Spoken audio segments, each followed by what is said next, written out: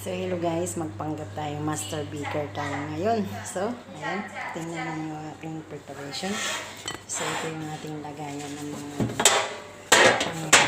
lagay sa atin. So, ito na yung ating pinaalsang harina guys. Check natin kung umalsa nga ba siya. So, good job! So, ito pag umalsa, perfect siya. Maganda siyang pagkagawa. So, umalsa siya, guys. O, diba? Ayan, guys. Tumubo siya. Umalsa siya, guys. So, ibig sabihin nun, guys, okay yung ating pagkagawa ng ating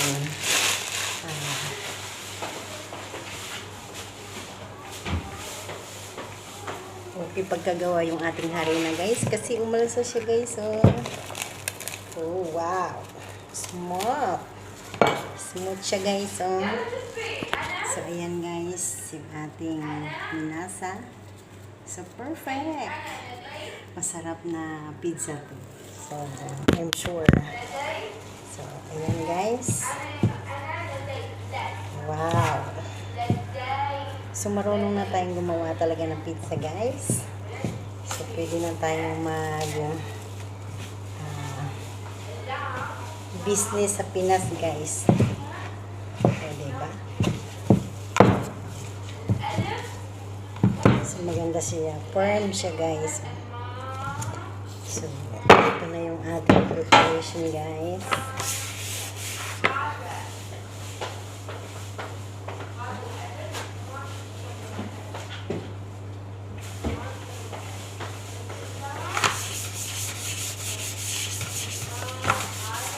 So, ang hindi lang perfect dito guys is yung ating tawag dito guys, ating rulan.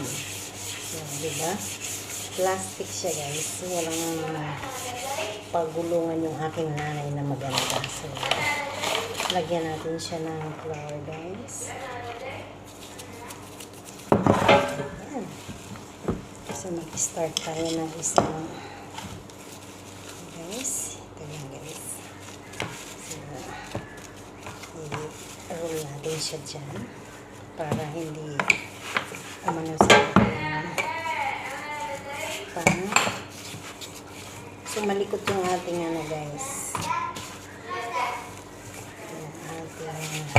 Dapat nito guys is mabigat para hindi usad yung ating ano diba.